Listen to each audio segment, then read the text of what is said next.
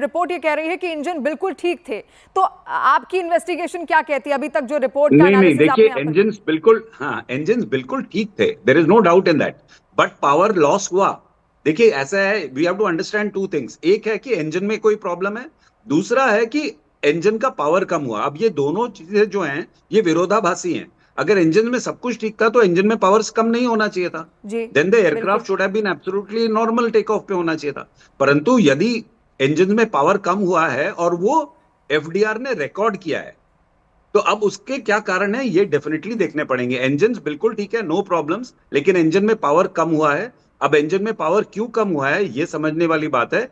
अब इसका यदि पायलट्स ने मेंशन किया है कि भाई तुमने ये कहीं ये स्विचेस ऑफ तो नहीं कर दिए हैं, तो वो एक ना एक दूसरी कहानी अंदर ट्विस्ट ले आता है। बिकॉज ऑब्वियसली सबसे पहला डाउट यही होगा पायलट्स को जैसे ही टेक ऑफ के बाद कुछ होगा, बिकॉज ये इंजन इतने रिलायबल हैं कि आप नॉर्मली विश्वास नहीं करेंगे ये खुद हो रहा है। आपको लगेगा नहीं हमने तो कुछ नहीं किया जिसके कारण नहीं हो रहा है, तो पहले फिजिकली आप यही चेक करेंगे कि वो स्विच ऑन है कि नहीं। और जैसे ही सेकंड पायलट ने बोला कि नहीं मैंने नहीं किया, तो मतलब है स्विचेस वर ऑन। अब उस स्विच को रीसेट किया है या नहीं किया है, या वो फुल अथॉरिटी फैडेक के इंटरवेंशन के कारण जो है इंजन में रीलाइट हुआ है।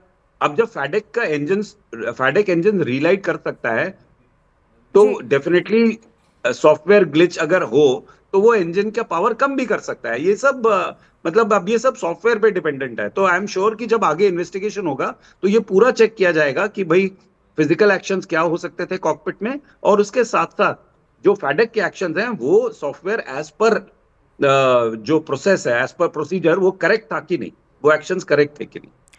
आप खुद विमान के ढांचे को बहुत अच्छे से समझते हैं, विमान के स्ट्रक्चर को बहुत अच्छे से समझते हैं। आपसे समझना चाहेंगे स्विच कितने सेंसिटिव होते हैं, क्या इतने सेंसिटिव होते हैं कि गलती से अगर हाथ भी लग नहीं जाए? नहीं, ये सब हाँ बिल्कुल ये सेंसिटिव नहीं होते हैं। दीज आर नॉट, ये नॉर्मली जो है आप इनको जस्ट छू लें तो ये स्विचेस ऑन नहीं होंगे। ये सब स्विचेस जितने भी हवाई जहाज के कॉकपिट में लगे हुए स्विचेस होते हैं, ये एक डेलिबरेट एक्शन इंड्यूस करते हैं। दैट मीन्स आपको उस स्विच को डेलिबरेटली ही ऑपरेट करना पड़ेगा। वो ये टच स्विच नहीं होते कि आपने टच किया और वो ऑन हो गया, ये जी ऐसे नहीं होता है। एयरक्राफ्ट में हर सिस्टम जो होता है उसमें एक सेफ्टी मेजर होता है कि आप उसको डेलिबरेट एक्शन से ही ऑन कर सकते हैं। और कई सिस्टम्स ऐसे होते हैं जिसमें दो एक्शन होते हैं, ताकि गलती से भी यदि आप भूल के भी अभी आप कुछ चीज करने लगे तो वो आपको रोक दे, क्योंकि उसमें दो एक्शन होंगे। तो एक एक्शन जैसे अंडर कैरेज का जो लीवर होता है, जो टायर ऊपर लेते हैं, उसका लीवर जो होता है, उसके लीवर को अंदर दबा के या बाहर खींच के ऊपर करना पड़ता है। आप उसको ऊपर नीचे ऐसे ही नहीं कर सकते, वैसे उसमें लॉक होता है। जी परंतु यदि आप करना भी चाहें तो भी आपको पहले अंदर दबाना पड़ेगा या बाहर खींचना पड़ेगा, डिपेंडिंग अपॉन कि कौन सा एयरक्राफ्ट आप उड़ा रहे हैं। जी तो वो डेलिबरेट दो एक्शन हो जाते हैं। बेशक, और ये तो जांच का विषय भी यहाँ पर के काले जी है। ऐसा नहीं हो सकता कि जी जी, लौटेंगे आपके पास। और देखिए, हादसे से पहले विमान का आखिरी सिग्नल 190 मीटर की ऊंचाई पर मिला, जो उड़ान भरने के तुरंत बाद आया था। विमान ने 12 जून की दोपहर 1:39 पर रनवे 23 से उड़ान भरी। उड़ान भरने के बाद विमान के पायलट ने एयर ट्रैफिक कंट्रोलर को मेडे कॉल दी, यानी कि इमरजेंसी मैसेज दिया गया।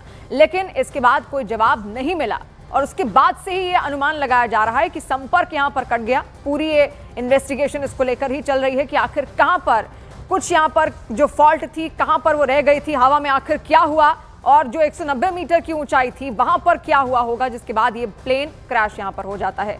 के काले जी, ये इमरजेंसी कॉल, जो मेडे कॉल है, ये आपसे जानना चाहेंगे, ये कब दी जाती है? देखिए, मेडे कॉल तभी दी जाती है जब आपको कोई लाइफ थ्रेटनिंग इमरजेंसी हो, या कोई ऐसी इमरजेंसी हो जिसको आप कंट्रोल नहीं कर पाए, या आपको इमीडिएटली कोई और मदद चाहिए, तभी मेडे कॉल दी जाती है। तो मेडे मेडे मेडे अब बड़ा क्लियर हो गया है कि मेडे मेडे मेडे बोलने के अलावा आगे कुछ नहीं बोला है पायलट ने।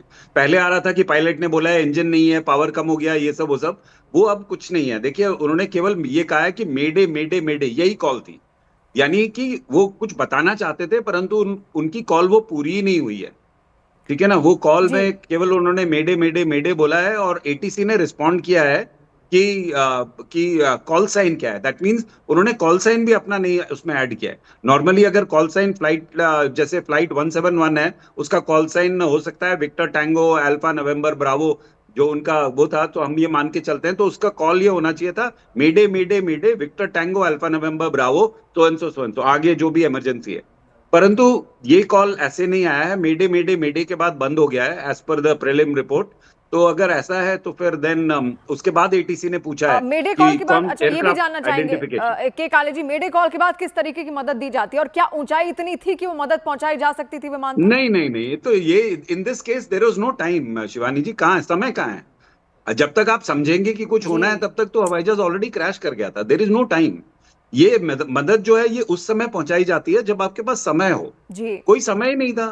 अब आप मतलब दिस इज नथिंग। ये तो यहाँ तो ये तो एक ऐसी सिचुएशन है जहां पर आप कुछ कर भी नहीं सकते हैं। देखिए इतने एक्सपीरियंस के बाद और इतने साल फ्लाइंग करने के बाद मैं इस सिचुएशन में कोई कोई आंसर नहीं है, कोई जवाब नहीं है इस सिचुएशन का।